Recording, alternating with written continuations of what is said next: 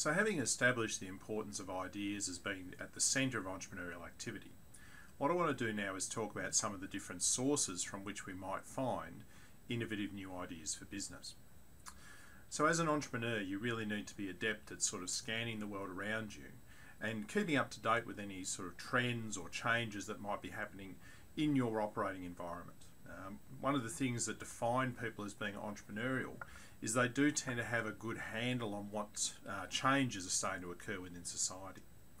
And so as an entrepreneur, there are a number of different places where new ideas might come from. It might come from a trend. So for example, if you look at fashions, we might see that there's a change happening in the fashion industry which drives the necessity for a new product.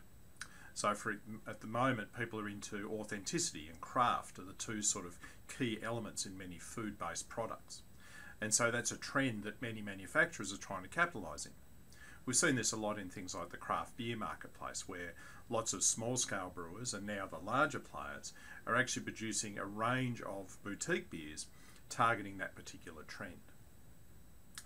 An opportunity might emerge because of an unexpected occurrence. So it might be that one of the largest organisations in the industry actually collapses and fails, and that opens up a market opportunity for you as an organisation. Or it could be due to a war or political upheaval in another country, which means that that market is temporarily closed as a place of doing business.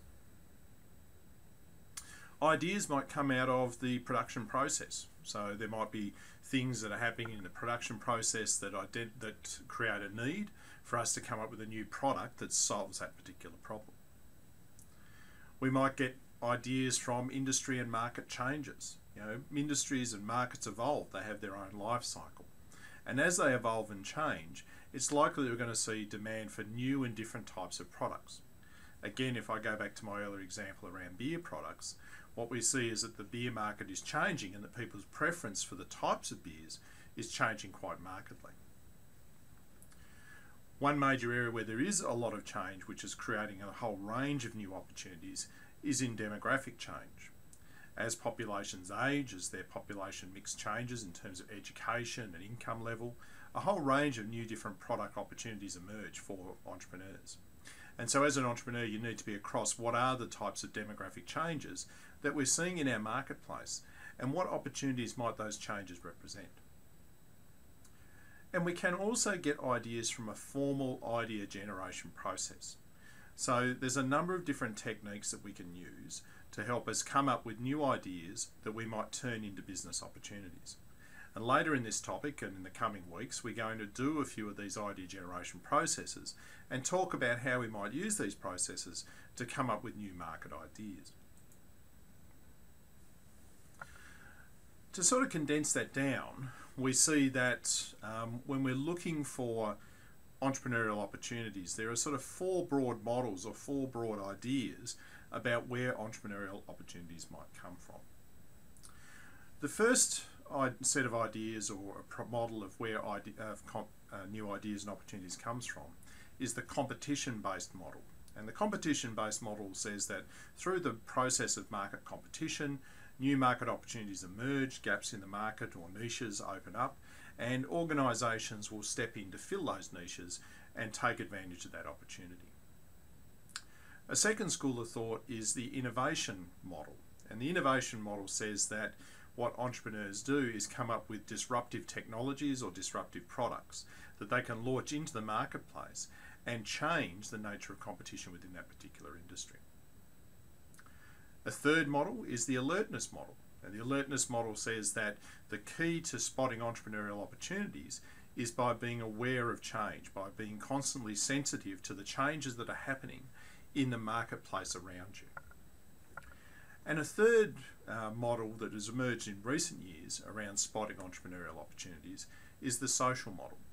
And the social model says that a range of new opportunities are opening up in the social enterprise space as people's concern for the impacts of business on society increase and as people want more responsible organisations.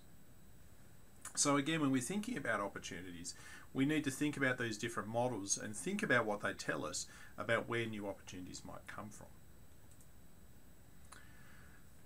We can also actively work on developing our entrepreneurial capabilities or capacity, so our ability to think and act entrepreneurially and to actually come up with new ideas. And the way we do this is through what's called the creative thinking process. Okay, so the creative thinking process is the process by which we go about turning a bit of knowledge into an idea and then into a marketable product. And this model is pretty widely used. It's how most of us go about thinking about things and turning these ideas into tangible outcomes. So what are the four phases of the creative thinking process? The first phase of the process is knowledge accumulation.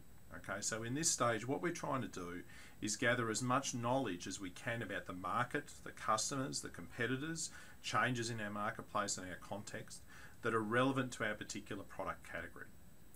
So by doing this, by getting deep knowledge about what's happening in the world about us, we're able to use this knowledge base as an information source when we go about making decisions. So the first stage is knowledge accumulation. Once we've gathered that knowledge, the second stage in the creative process is called incubation. Incubation is really a subconscious process where we mull over that information, where we reflect on it, we think about it, often without being consciously aware of that being what we're doing. And sorting through that information to try and form connections, try and form associations between variables we've observed through our knowledge collection process. If you think about the dream process that we have sometimes at night when we go to sleep, dreaming is a form of incubation. It's a way of organising information, organising knowledge and making connections so that that information can be filed away for later use. The third stage in the process is the idea experience. Now the idea experience often feels like an idea has just come to us out of the blue. We've suddenly had this flash of inspiration and that idea has come fully formed. But realistically what's happened is we've been incubating that idea, we've been thinking about that idea in the back of our mind for an extended period of time. And then the final phase in this process is the evaluation and implementation of your idea. So evaluation means weighing up the pros and cons associated with that idea, thinking it through, working out what all the aspects are, refining the idea into a more marketable form, and then actually implementing that idea into a particular business context. So again, the creative process is something that we as entrepreneurs need to be far better at using. We need to think in this way, and we need to give ourselves space to do all of these things. We need to give ourselves space to accumulate knowledge, so we need to be constantly touching base with the world around us. We need to have space for incubation. Part of the problem we have in today's world is we're too active. We're constantly thinking and doing, and that hyperactivity tends to block our ability to just incubate and deep think about problems. So again, if you're going to be good at entrepreneurship, if you're going to be good at thinking, then you need to create this space to be able to do these things. So as entrepreneurs, we're very much interested in the creative process, trying to go through a series of steps or activities that will help us to act and to think in a creative way. And the creative process really involves seeing relationships that many other people haven't seen. So we look at bits of information from the world around us, we look at all the different pots of knowledge available, we think about those pots of knowledge, and we reflect on them and come up with ideas and solutions to problems. Now there are many different ways that we can formally go through the idea generation process, and some of the most widely used techniques or formal techniques are actually listed here on this particular slide. So for example, one way that we go about gathering ideas and developing ideas is through the process of brainstorming. Brainstorming is a process where individuals or groups get together and they simply throw down as many ideas as they possibly can onto the page without making any value judgments about those things. Okay, so the idea of brainstorming is not to be critical, it's to just dump as much stuff as you possibly can relating to that topic within a short period of time. So brainstorming is a good way for elucidating large volumes of ideas, of getting large groups of ideas together in a very short period of time. Another approach is mind mapping. So what mind mapping does is force us to think about the connections or relationships between different variables. So mind mapping involves us mapping out linkages, looking at possible connections, and then also trying to reconfigure those connections. Trying to think about, are there other ways that we could connect pieces of information together to come up with new solutions. A third approach is what we call lateral thinking. So lateral thinking again is a methodology that we can use. It was developed by a lot of people, but Edward de Bono is probably one of the most commonly thought of people.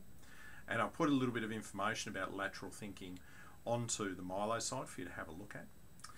Lateral thinking involves us not approaching problems in a linear way, but trying to look at problems from very different perspectives, thinking around the problem. And also, when we look at a problem, not just looking at all the different perspectives, but putting aside all the biases and pre-existing opinions that we might have about a context before we actually engage in the idea creation process. Another methodology for idea generation, which was also developed by de Bono, was what's called six-hat thinking. So again, what de Bono realised was that often it's difficult for us to think in different ways because we come to a problem with set roles or beliefs that we already have in place. And so what he did was come up with a process whereby people take one of 6 different perspectives, or what he calls one of 6 hats, when thinking about a particular problem. And when they approach that problem, they're only allowed to think about that problem with that particular hat on. So for example, one of the hats relates to positivity. So people would think about positive outcomes that might be associated with the idea. Another hat relates to negativity or being pessimistic about the likelihood of success. So again, the idea of that 6-hat approach is that it gets us to think about different perspectives. Another approach that's widely used is blue sky thinking, or sometimes referred to as daydreaming. What blue sky thinking does is say, let's just imagine a world in which nothing exists, where we're not bound by any existing realities or any existing constraints, and try and conceive of different solutions that might be relevant to a particular problem. So we don't sort of put up barriers again early on in the idea process. And a final approach that's used very widely these days is called design thinking. Design thinking has been around now for probably about 10 years, and it was really driven by people like Stanford University and their D School and a number of people in industry who believe that the trick to idea generation is actually to go straight to design, not to work through complex processes of building mock-ups and things, but to actually design the product straight away. It's the act of designing, of using the hand and the mind together, that actually leads to better idea generation processes. Again, I'm going to put onto Milo for you some stuff around design thinking that I think will help you understand what that process is all about. And really what we're trying to get people to do with the creative process is to think outside the box. Now, I've actually put a video, a TED talk up for you on this very title on the Milo site, which gets you to sort of look at a perspective where people actually take themselves outside the box and don't think about all the constraints around them, and actually come at problems from very different perspectives. Again, when we do this, what we're trying to do is to think differently, try and challenge our underlying assumptions, and try and come up with solutions we wouldn't have previously thought of. And we need to be good at actually recognizing relationships. One of the critical things about generating ideas is that we're often connecting different pieces of information together, and we're finding relationships between variables that are often unexpected. And so again, when we think about idea generation, we really should think about that sort of system approach. We should think about the relationships and interplay that exists between different independent variables. And the final thing I'd say about idea generation is that if creativity and idea generation is to happen within an organisation, you have to create the right setting for that. It's just not going to happen by a miracle. There actually has to be some thought go into how we go about creating the space for people to be creative. And this slide here summarises for us some of the key things we need to think about when we're trying to build creativity. One of the things we need to think about is having open communication. People need to feel like their opinions are valued, and that it's good for them to speak what their mind is. So by doing that, what they're doing is voicing their opinions, and people can reflect on those opinions. We need a range of different personality types. You know, if you're going to be truly creative, you just can't have everyone out of the same box. The trick to coming up with good ideas is having multiple different perspectives, and that's only achieved by having very different people working in the organisation. There has to be a willingness to accept change. You know, people need to be willing to work together to achieve different outcomes. If people are very locked into the way things have been previously, then it's almost impossible for the organisation to adapt and change. And of course, we need to think about using techniques that encourage us to come up with new ideas.